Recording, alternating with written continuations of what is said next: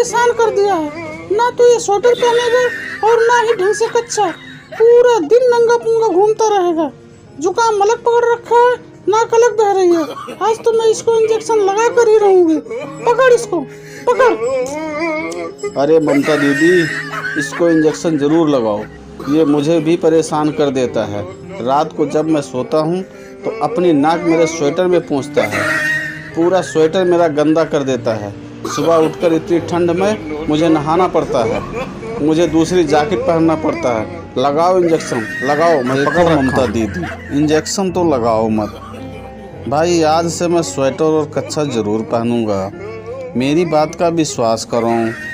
और हाँ राहुल, तू तो मुझे छोड़ दे, नहीं तो यही इंजेक्शन तेरे पिछवाड़े में लगा दूंगा। देखो ममता दीदी, इंजेक्शन मत लगाओ। प्लीज़ चैनल को लाइक करें और सब्सक्राइब करें।